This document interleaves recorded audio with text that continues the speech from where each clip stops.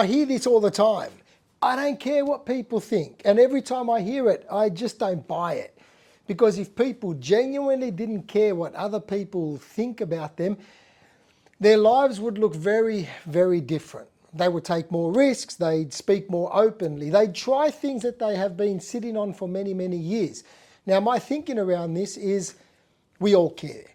Now, before someone says, no, I don't, you probably do, just selectively and not universally. And that's not weakness. For me, that's dignity.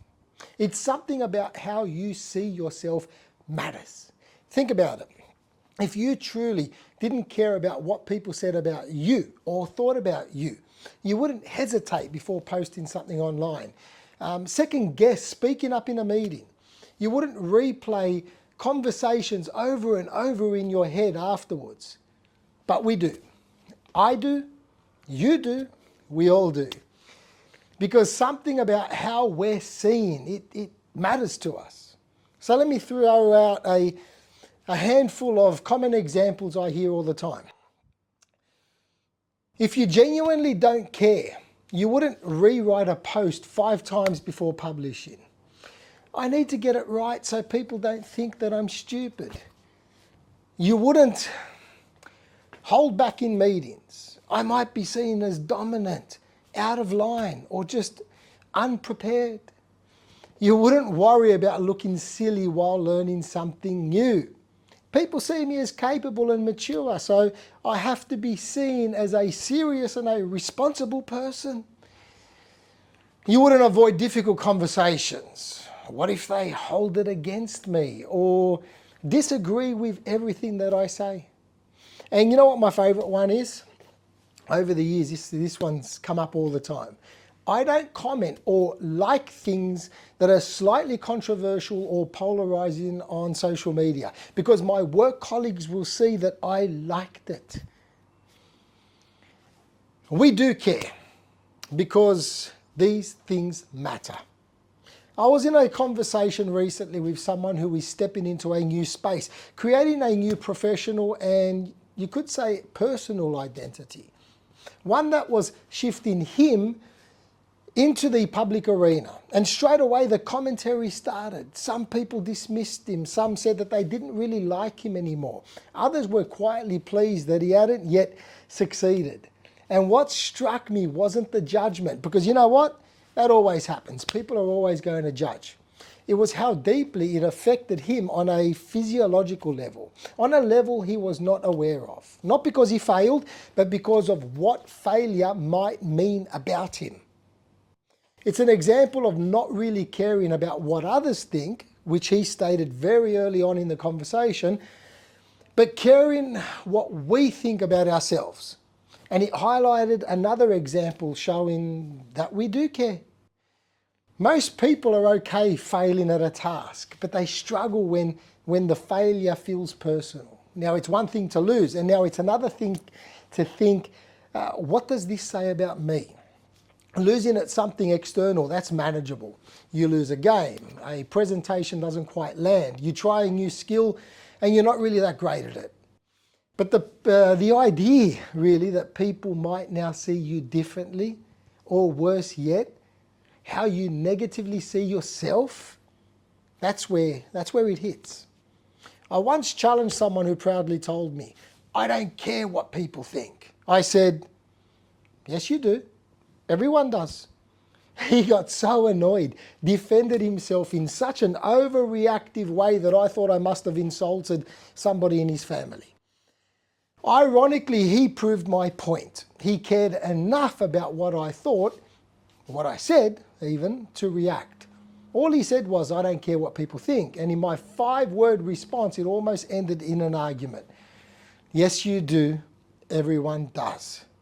I now push back on this statement all the time because I believe it to be true. Caring what people think isn't the problem. Pretending you don't is. So let me just stretch this out because it's going to help you spot the differences. We don't care about everything equally. The things we react to most usually point to where we feel most exposed. We care about the things that are tied to how we see ourselves. what we are most attached to. And this is different with different people. Let me make this practical. Someone mocks your favourite sports team, and most people, they're going to laugh. Someone questions your competence at your at your job, or as a friend, or as a parent, and now that lands, it stings. The reaction reveals what you care about and how grounded you are in that. The resilient people, they don't just try to stop caring, they become selective about whose opinion matters. A random stranger criticizes you online and you know what, you move on. Someone you respect, they question you and you listen. Now that's a better measurement, no? Not, I don't care what anyone thinks, but I care about the opinions of people who matter. I may not agree, but I still care enough to listen. Now this also reminds me of a time that's really stuck with me over the years. I know a woman, and years ago we used to train together quite often. Big, expressive personality, always wore these colourful, loud outfits, and she often said, I don't care what people think. One day, I randomly bumped into her in the city. She worked in the city and I had to go visit. And I almost didn't recognise her. She was dressed completely different. Oversized black pants, this grey grandma shirt and this dark lifeless jacket over the top, hair covering her face, a thick scarf around her neck, almost around her body, and it wasn't even cold. She looked like she was trying to disappear into the concrete wall behind her. That's definitely not concrete. And because we were friends, I teased her, why are you dressed so drab and so boring, almost like in disguise? Who are you hiding from? And she laughed it off.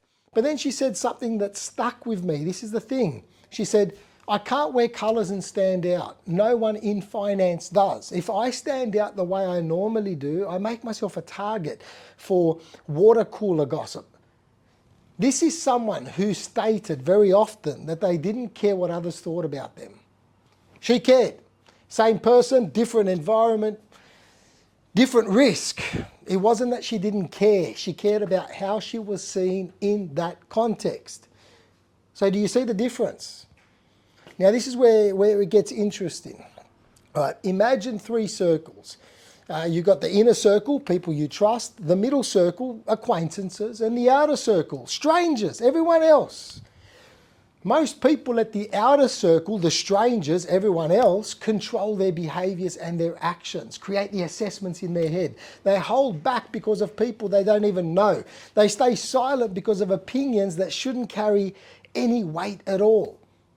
People care so much that they become people pleasers to the people that don't matter.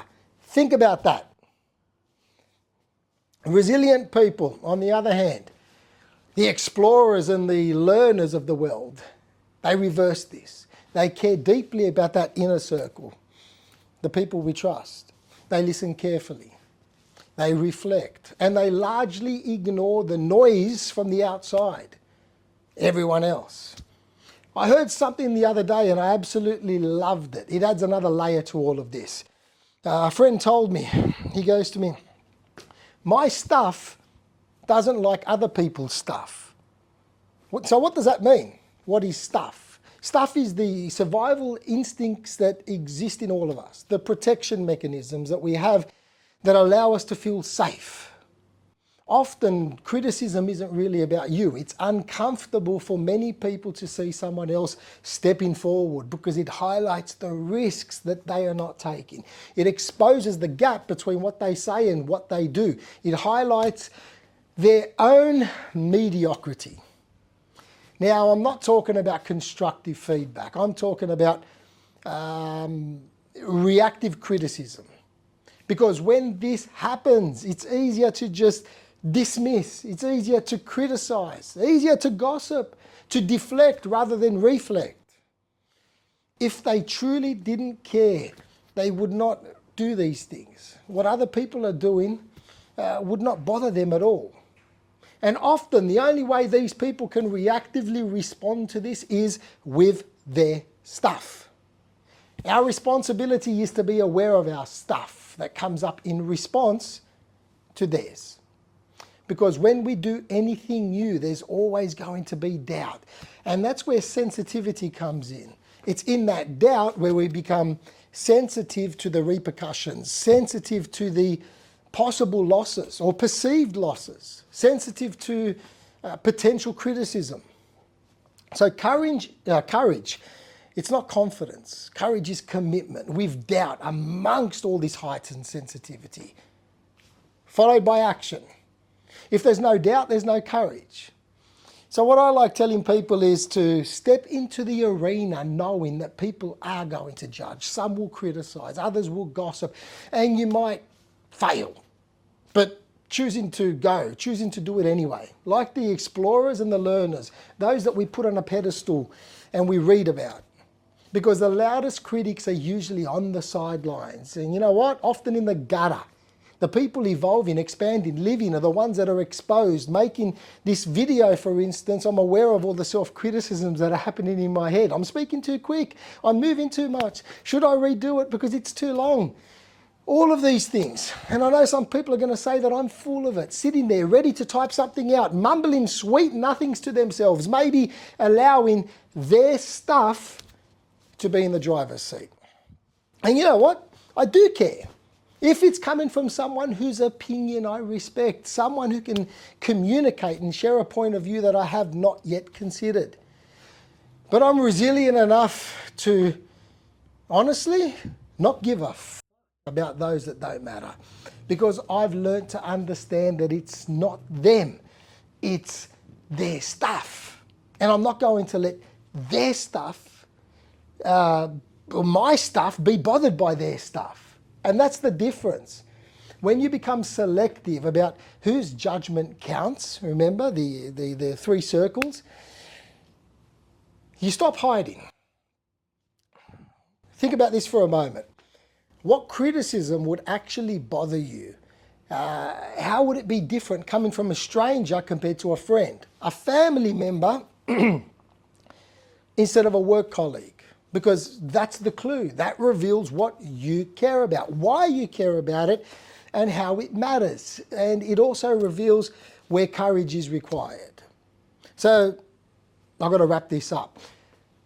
The people taking risks are the ones exposed, the ones evolving their identity, challenging beliefs, stories, narratives that no longer serve them. You don't become courageous by not caring. You become courageous by taking action while you care. Because caring means something about who you are, what matters to you. And that's dignity.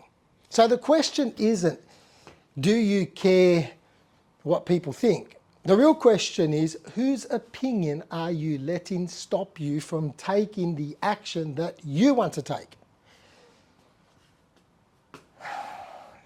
Take what you will.